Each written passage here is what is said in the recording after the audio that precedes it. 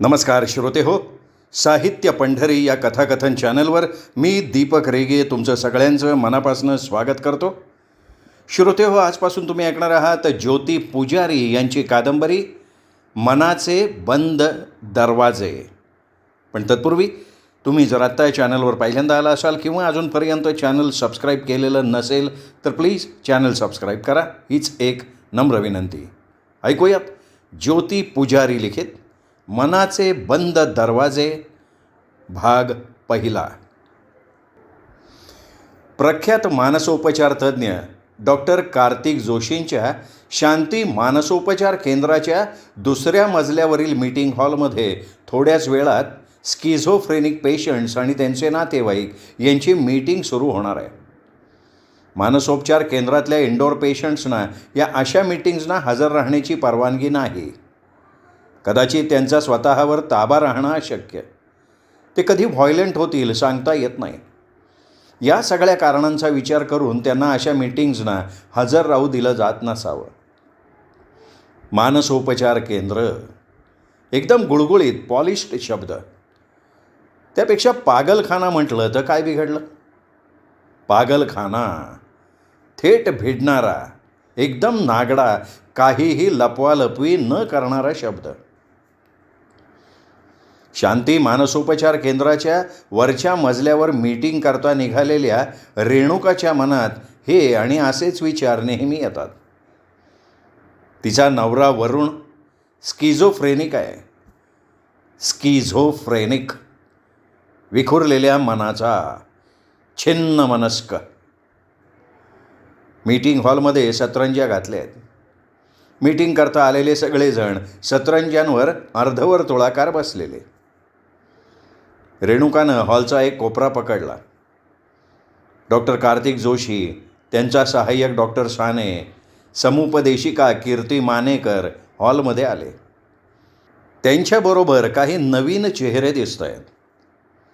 रेणुका यापूर्वीही अशा 2 मीटिंग्सना हजर राहिलेली. दरवेळी डॉक्टर जोशींबरोबर 4-2 मानसशास्त्राचे विद्यार्थी हजर असतात.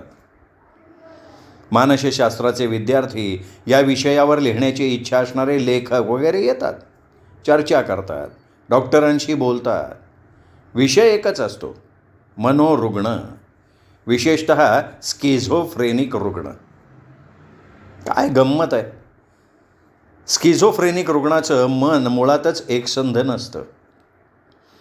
विखुरलेल्या मनात विखुरलेली प्रतिबिंब, जी त्याची त्यालाच धड उमगत नाहीत. काही भास, काही आभास आणि काही भासमान वास्तव या धुक्यात तो हरवलेला. त्याचं मन पूर्णतः नग्न असतं आणि मनातले विचारही तसेच असतात. शरीरानं मनानं धडधाकट असलेल्या या रुग्णांच्या आचार विचार प्रक्रियेबद्दल कुतूहल वाटावं, त्यांना ते जाणून घ्यावंसं वाटावं, ही एक गंमतच आहे. दर आठवड्याला, दर गुरुवारी ही मीटिंग घेतली जाते. पेशंट्सच्या, त्यांच्या नातेवाईकांच्या समस्या, शंका, प्रश्न, चर्चा, केले जाणारे खुलासे, मार्गदर्शन, डॉक्टरांचा सल्ला, समुपदेशिकेचं समजून घेणं, सगळं शिस्तीत चालतं. डॉक्टर कार्तिक जोशी समोर खुर्चीवर बसलेत. बाजूच्या बाकावर सहाय्यक डॉक्टर मानकर मॅडम आणि इतर काही जाणून घेऊ इच्छिणारे दाटीवाटीने बसलेत. समोर ब्लॅकबोर्डवर अपयश ही यशाची पहिली पायरी असते हे सुभाषित ठसठशीत अक्षरात लिहिलेलं. मीटिंगला सुरुवात झाली. डॉक्टर जोशींची नजर सर्चलाईटचा झोत फिरावा तशी सगळ्यांवर फिरत फिरत क्षणभर तिच्यावर रेंगाळली.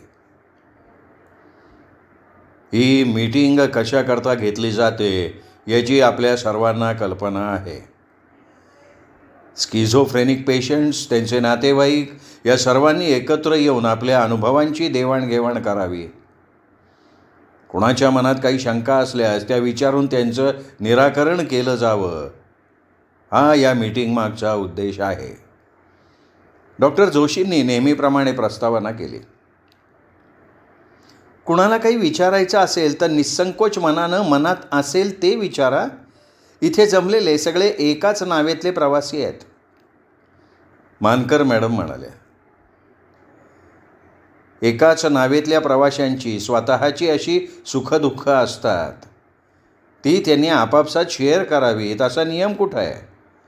रेणुकाच्या मनात आलं. डॉक्टर जोशींची नजर अधूनमधून तिच्याकडे वळते.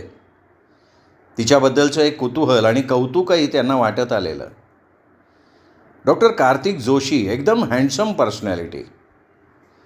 कधीतरी रेणुकानं आईबरोबर बलराज शहानीचा कुठला तरी पिक्चर पाहिला होता. डॉक्टर डिक्टो त्या बलराज शहानीसारखे दिसतात.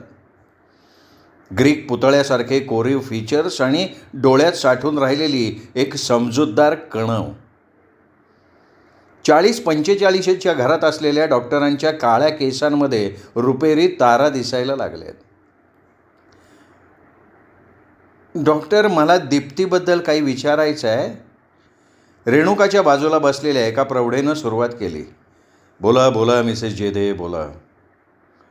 डॉक्टर म्हणजे जेधेंना संकोच वाटला.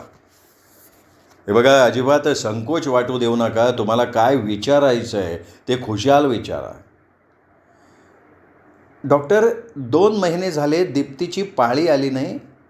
स्त्रीरोग तज्ज्ञांकडे घेऊन जायचं म्हणतोय. म्हणजे त्याचं काय आहे? तरुण मुलगी, त्यात कोणी तिचा गैरफायदा घेतला असेल तर? तुम्ही तिला स्त्रीरोग तज्ज्ञांना जरूर दाखवा, पण तुमच्या मनातल्या शंका निरर्थक असू शकतात हे लक्षात घ्या. दीप्ती स्किझोफ्रेनिक आहे.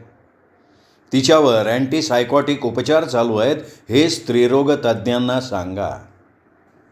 या उपचारात दिल्या जाणाऱ्या औषधांमुळे शरीरातलं प्रोलॅक्टिक हार्मोन्स वाढतं, त्यामुळे पाळी उशिरा येते. तिची औषधं आपण जरा बदलू, त्यामुळे तिच्या शरीरातलं प्रोलॅक्टिन वाढणार नाही. मात्र ट्रीटमेंट पूर्ण बंद करून चालायचं नाही. डॉक्टरांनी त्यांना समजावलं. बाईच्या शरीरातलं एवढंसं मूठभराचं गर्भाशय तिचं अवघं अस्तित्व व्यापून टाकतं.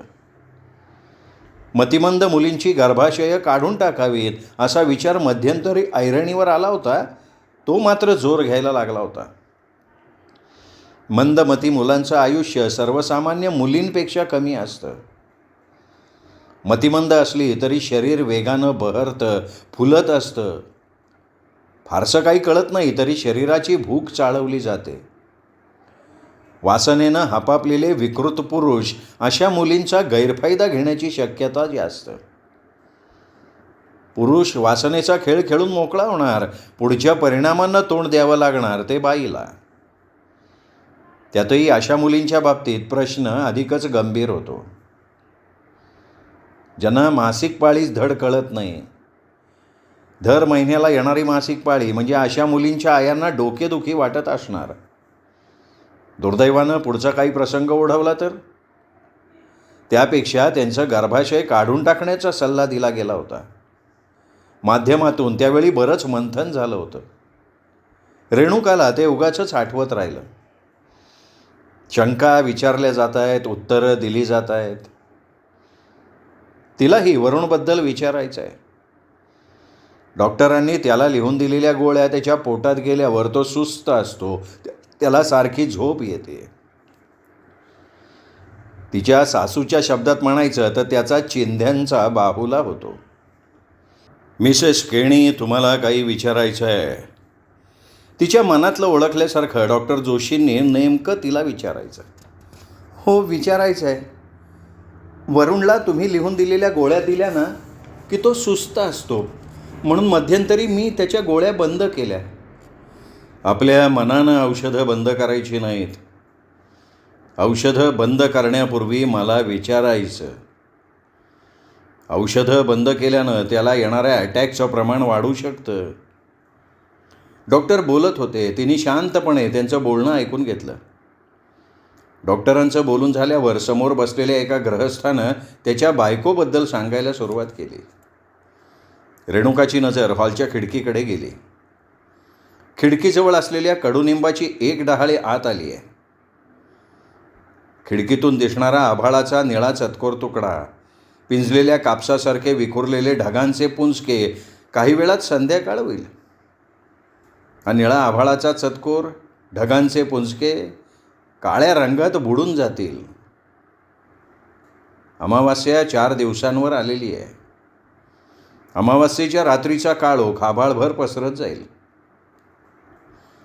बाहेर रणरण ऊन तापलंय. सणान तापलेल्या उन्हातही कडुनिंब कसा सतेज रसरशीत दिसतोय. त्याची हिरवीगार पानं आणि तजेलदार जीवनरसानं रसरसलेल्या फांद्या. उन्हाची धग या कडुनिंबाच्या मुळाशी असलेलं पाणी जाळून टाकू शकली नाही. मुळाशी ओलावा धरून फांद्यांचे हात पसरून भर उन्हात उभा असलेला कडुनिंब. माझंही तसंच झालंय. मनात असलेल्या वरुणच्या प्रेमाचा जिव्हाळा सगळी धग सोसण्याचं बळ देत असणार. एकदाची मीटिंग संपली. रेणुका शांती हॉस्पिटलमधनं बाहेर पडली. सकाळी वरुणच्या मागोमाग बाहेर पडलीस, ती आत्ता उगवतीयस? गेली होतीस कुठे इतका वेळ? तिची वाट पाहत असल्यासारख्या वरांड्यात बसलेल्या शुभांगीनं रेणुकाच्या सासूनं रेणुका घरात पाऊल टाकताच तिची उलट तपासणी सुरू केली. ती कुठे गेली असणार याचा साधारण अंदाज त्यांना आला होता, पण त्यांना तिच्याच तोंडून ऐकायचं आहे. हॉलमधल्या चपलांच्या स्टँडवर चपला काढून ठेवत ती आपल्या खोलीकडे निघाली. ती इतकी थकली होती की एकही शब्द बोलण्याचं त्राण अंगात उरलेलं नव्हतं. त्या तिच्या मागोमाग तिच्या खोलीत आल्या. त्यांच्या नेहमीच्या सवयीप्रमाणे तिच्या कॉटवर पाय वर घेऊन ऐस पैस मांडी घालत त्यांनी परत तेच विचारलं. आई, नंतर सांगितलं तर नाही का चालणार? त्यांच्यासमोरच कपडे बदलत तिने कंटाळून विचारलं. नाही, मला आत्ताच कळायला हवं आहे. ठीक आहे, सांगते. मी शांती मानसोपचार केंद्रात गेले होते. शांती मानसोपचार केंद्रात? म्हणजे त्या वेड्यांच्या दवाखान्यात? तुला वेडबीड लागलं आहे का? सारखी त्या हॉस्पिटलला जात असतेस. वरुणला 1-2दा तिथे घेऊन गेलीस तू. अगं, एखाद्याचा स्वभाव असतो तापट. जगातली सगळी तापट संतापी माणसं काय वेडी असतात? वरुणला काहीही झालेलं नाही आहे. तू का त्याला वेडा ठरवायला निघाली आहेस? त्या जवळजवळ किंचाळून बोलायला लागल्या. हा तर नेहमीचा तमाशा आहे. यापूर्वी मी जेव्हा जेव्हा शांती हॉस्पिटलला जाऊन आले तेव्हा तेव्हा या बाईनं असाच तमाशा केला आहे. ठीक आहे ना, तुम्हाला वाटतं ना वरुण नॉर्मल आहे, पण मला नाही वाटत. हे सुद्धा याआधी सांगून झालं आहे. पुन्हा तोच कोळसा उघडायचा, पण परिणाम शून्य. शुभांगीताईंचा तारस्वर ऐकून वरुणचे बाबा एकदा दारातून डोकवून गेले. त्यांनी दोघींच्या मध्ये न पडण्याचं धोरण ठेवलं आहे. रेणुकाला कडकडून भूक लागली आहे. बदललेले कपडे तसेच बेडवर टाकून ती न्हाणीघराकडे वळली. शुभांगीताई रागानं तिच्या पाठमोऱ्या आकृतीकडे पाहत बसून राहिल्या. रेणुका न्हाणीघरात आली. गार पाण्यानं हातपाय धुतले. चेहऱ्यावर गार पाण्यानं हपके मारले. नॅपकिनला हात आणि चेहरा पुसत ती स्वयंपाकघरात आली. एका ताटलीत पोळी भाजी घेतली. आरामात डायनिंग टेबलाजवळ बसून जेवली. फ्रीजमधलं गार पाणी प्यायली. आता कुठे जरा बरं वाटतंय. ताटली सिंकमध्ये टाकली. हात धुवून ती मागच्या दाराशी जरा वेळ उभी राहिली. मागच्या अंगणातला फुललेला चाफा, मध्ये झुलणारा वेताचा झोपाळा, दूर कोपऱ्यात असलेली ती खोली, उन्ह उतरणीला लागलेली. रेणुका झोपाळ्यावर विसावली. मंद मंद झोके घेताना ती खोली मागे पुढे हलल्याचा भास होतो. कशासाठी ही खोली इथे बांधली असेल? लग्न होऊन ती या घरात आली तेव्हा सारं घर फिरून दाखवताना तिच्या सासूनं मागल्या अंगणात आणलं होतं खरं, पण या खोलीबद्दल सांगणं टाळलेलं होतं. असेल अडगळीची खोली, त्यात काय सांगायचं, म्हणून तिनेही ते फारसं मनावर घेतलं नाही. झोका मागे पुढे जाताना तिचे पाय कधी अधांतरी राहतात तर कधी जमिनीला टेकतात. अर्धी रात्र उलटून गेली आहे. रेणुका अजून जागीच आहे. दुपारी मानसोपचार केंद्रात आली. ते काय घराजवळ आहे? घरापासून 7-1 किलोमीटर अंतर पडत असेल. त्यात आल्या आल्या आईंनी घातलेला वाद. वरुण नॉर्मल नाही हे त्यांना खरंच लक्षात येत नाही का त्या मुद्दाम काही माहीत नसल्याचा आव आणतात. वरुणच्या या सगळ्या प्रकाराला खूप आधीपासून सुरुवात झालेली असणार. हे काही एक दिवसाचा आजार पण नक्कीच नाही आहे. त्याच्या वागण्या बोलण्यातली विसंगती, त्याचं तासनतास कुठेतरी तंद्री लावून बसणं हे खूप पूर्वीपासून सुरू झालेलं असणार. कदाचित त्याच्या बालपणात या आजाराची मुळं रोवली गेली असणार. एरवी बरा असतो, पण कधी त्याचं बिनसेल आणि तो काय करेल सांगता नाही येत. एकदम अनप्रेडिक्टेबल माणूस आहे. या लग्नाआधी माझ्या जगात याचा कुठेच मागमूस नव्हता. देवा ब्राह्मणाच्या साक्षीनं त्यांनी त्याच्या नावचं मंगळसूत्र माझ्या गळ्यात बांधलं. मंगळसूत्र, 4 काळे मणी आणि 2 डोरले. नवऱ्यानं बायकोच्या शरीराशी मनाशी कसंही खेळण्याचा समाजमान्य परवाना. लग्न ही बाईच्या आयुष्यातली अपरिहार्य गोष्ट आहे का? नाहीच झालं तिचं लग्न तर मग काय आभाळ कोसळतं?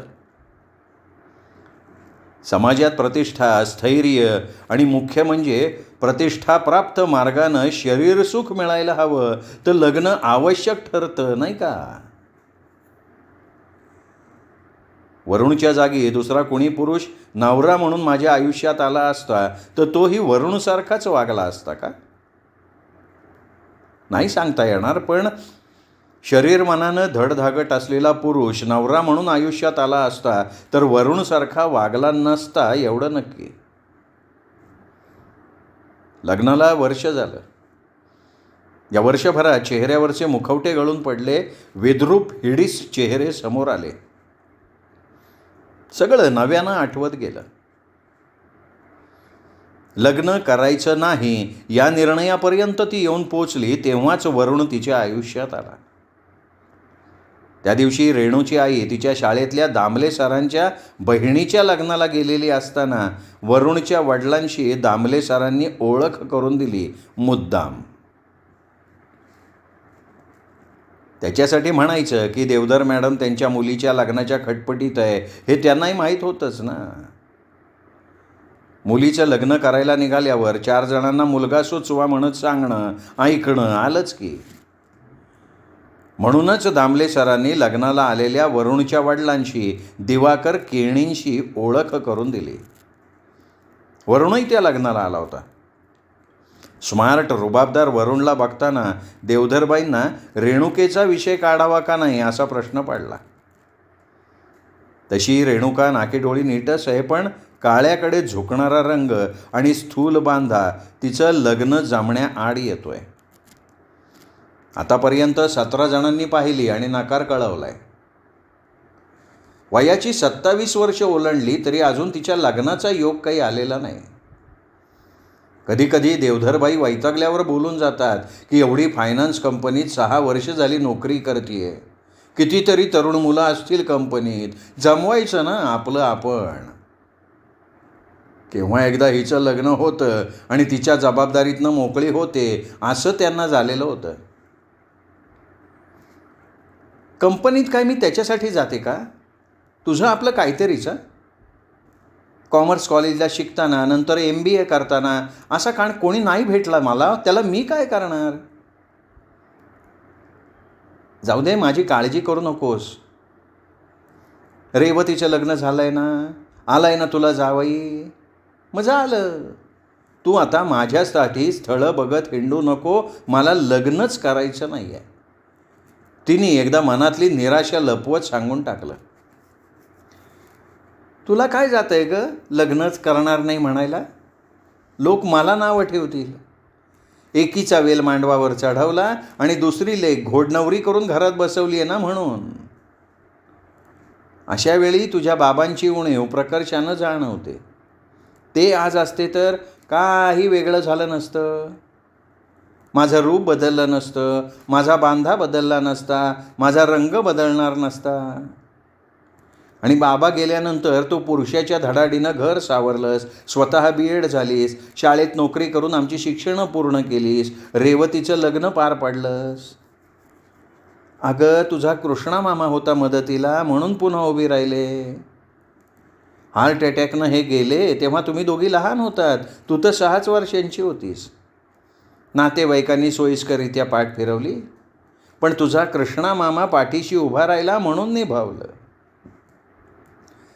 रेणुकाचे बाबा हार्ट अटॅकनं अचानक वारले तेव्हा रेणुका होती 6 वर्षांची आणि रेवती होती 7 वर्षांची. रेणुकाच्या आईनं अजून तिशीही ओलांडलेली नव्हती. तरुण वय, देखणं रूप. बाबांच्या माघारी त्या दोघींना वाढवताना, स्वतःला जपताना किती खळग्यातनं जावं लागलं असेल तिला. कृष्णमामानं वेळोवेळी मदत केली. अमरावतीहून यायच्या धडपडत. मामीनी कधी का कशासाठी विचारलं नाही किंवा आडकाठीसुद्धा केली नाही. रेवती BSc झाली आणि तिच्याच कॉलेजला प्राध्यापक असलेल्या सागर करंदीकरांनी तिला मागणी घातली आणि रेवती लग्न होऊन सासरी गेली. कुणीही मागणी घालावी अशी देखणीच होती रेवती. आईचा गव्हाळ रंग, सुडौल बांधा आणि लोभस चेहरा घेऊन जन्माला आलेली रेवती.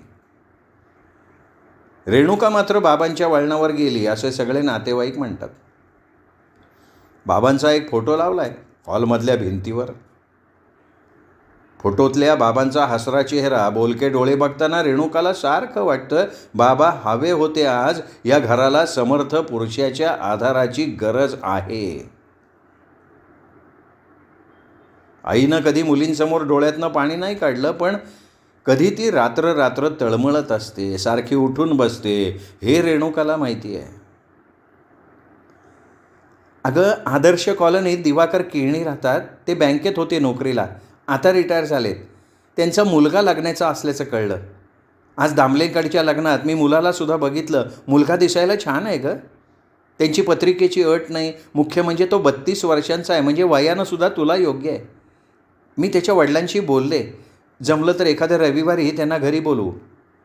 लग्नाहून परतल्यावर आई उत्साहात सांगायला लागली, आई अगं बास ना आता हे प्रदर्शन. पुन्हा तेच कांदे पोहे, रटाळ प्रश्न आणि नकार. बोर झालं आहे गं सगळं. आणि हा कोण केळणी? 32 उलटेपर्यंत लग्नाचा कसा राहिला तो? केळणींची पत्रिकेची अट होती, आता नाही आहे. डोक्यातनं तो विषय काही गेला नाही. पण आईनं दामले सुट्टी संपवून शाळेत जॉईन झाल्यावर त्यांच्याकडनं केळणींची माहिती घेतली. एकदा शाळेतून परस्पर रेणुकाचा फोटो, पत्रिका घेऊन केळणींच्या घरी जाऊन आली. केळणींची पत्रिकेची अट नसली तरी असू द्यावी असं म्हणत रेणूची पत्रिका घेतली होती त्यांनी बरोबर. एका रविवारी केळणी मंडळी तिला बघायला आली. मुलगा खरं दिसायला एकदम मस्त आहे, तरतरीक नाका डोळ्याचा, पण चेहरा साऱ्या जगाची यालाच काळजी असल्यासारखा गंभीर. वरुण. बघायला आलेल्या मुलाचं नाव वरुण. तो BE झाला आहे. एका कंपनीत भरपूर पगारावर नोकरी करतो आहे. त्याला कोणीच भावंड नाहीत, एकुलता एक आहे. आदर्श कॉलनीत केळणींचं स्वतःचं घर आहे. एवढी सगळी माहिती जी दामलेंकडनं समजली होती ती आईनं रेणूला सांगितली. लग्नच करायचं नाही, स्वतःचं प्रदर्शन मांडायचं नाही असं ठरवलं तरी रेणुका आईच्या हट्टाखातर तिने अगदी शपथच घातली म्हणून या दाखवून घ्यायच्या कार्यक्रमासाठी तयार झाली. पण त्यानंतर मुळीच नाही, या अटीवर. वरुणच्या आईनं जुजबी प्रश्न विचारले. वडील घुम्म बसून होते. वरुणनं काहीतरी विचारायचं म्हणून शिक्षण, नोकरीबद्दल फालतू प्रश्न विचारले.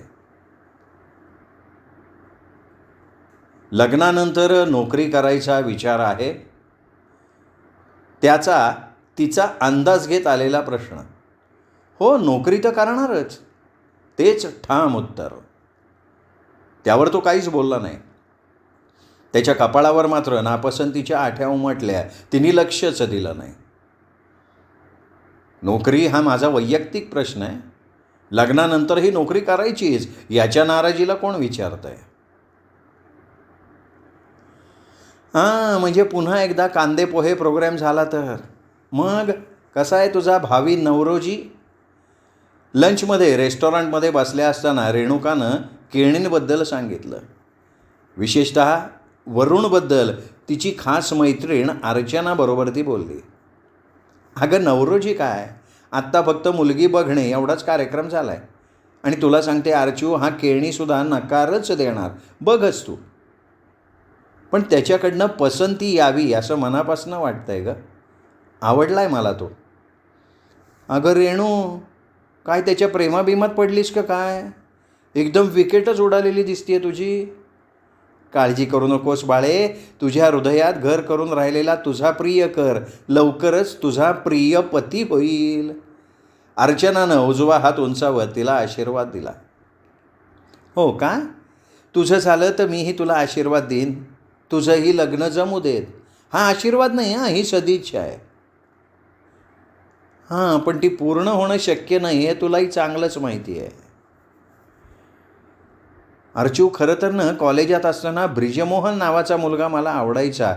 मी ब्रिजमोहनवर जीवापाड प्रेम केलं, पण त्याला मी आवडायला हवी ना. त्यात तो सिंधी, मग विचारायलाच नको. आता तो चॅप्टर माझ्याकरता नेहमीसाठी बंद झाला आहे. माझं जाऊ दे, तुझं बोल. वरुणकडनं काही निरोप? अगं, बघण्याचा कार्यक्रम होऊन 4च दिवस झालेत. कळेल ना रिझल्ट काय लागतोय ते. रेणुका ऑफिसला आली. आपल्या टेबलच्या ड्रॉवरमध्ये पर्स ठेवून रेणुकानं कम्प्युटर ऑन केला.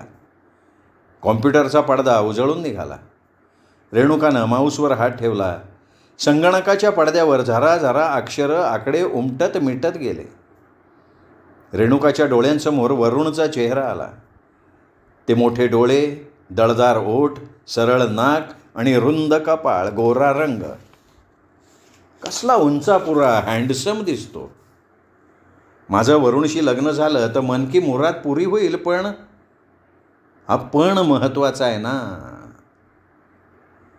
त्याला मिळेल ना त्याला शोभणारी देखणी बायको. मग माझ्यासारख्या काळ्या सावळ्या मुलीला त्याने का म्हणून पसंत करावं? त्याच्याकडून 100% नकारच येणार. ऑफिसमधनं बाहेर पडल्यावर ॲक्टिवावरनं घरी जातानाही रस्ताभर तिच्या डोक्यात हेच विचार येतात. वरुणला विसरून जायचं. 17 जण पाहून गेले तसा हा 18वा. बस आता हा मॅटर डोक्यातनं डिलीट करून टाकायचा. अंगणात ॲक्टिवा स्टँडवर लावून घरात शिरता शिरता तिने ठरवून टाकलेलं होतं. आज उशीर झाला गं, आई समोर येत म्हणाली. काहीतरीच काय, ठसका लागण्याचा आठवणींशी काही संबंध नसतो. तुझं ना आई भलतंच काहीतरी असतं. आईने वरुणचं नाव काढल्यावर ती स्वतःशी लाजली. आईच्या नजरेतनं ते सुटलं नाही. तुला वरुण पसंत आहे ना गं? त्यांनी खात्री करून घेण्यासाठी विचारलं आणि हो असं रेणुकानं सांगून टाकलं. फार भेडभाट ठेवणं, लपवाछपवी करणं तिच्या स्वभावातच बसत नाही. लगेच लग्नाची बैठक झाली. कृष्णा मामा मामी दोघंही आली होती बैठकीला. केळींच्या कडच्याने काहीच मागितलं नाही. त्यांची फक्त अट एकच होती, लग्न 15 दिवसात उरकायचं. साक्ष गंध या विधींना फाटा द्यायचा. अहो, पण एवढ्या लवकर लग्नाची तयारी करायची म्हणजे कार्यालय मिळायला हवं ना. मामानं सांगितलेलं कारण खरंच होतं. माझ्या मित्राचं आहे कार्यालय, मी विचारतो त्याला, या 15 दिवसात एखाद्या तारखेला असेल रिकामं तर ठरवून टाका. आणि लग्नाच्या तयारीचं काय घेऊन बसलो? आजकाल सगळं कॉन्ट्रॅक्टने देतात. तुम्ही फक्त कार्यालयात हजर राहायचं बस. दिवाकर केळींनी वरुणच्या वडिलांनी चुटकीसरशी प्रश्न सोडवून टाकला. बैठकीला त्या दोघा नवरा बायकोशिवाय कोणीच आलं नव्हतं. दिवाकर केळींच्या ओळखीनं आणि नशिबानं कार्यालयात असलेलं एकही कार्य काही अपरिहार्य कारणानं रद्द झाल्यानं त्या तारखेला देवधरांना कार्यालय मिळालं सुद्धा. श्रोते हो, हा होता भाग पहिला. भाग दुसरा उद्या. तोपर्यंत नमस्कार मित्र.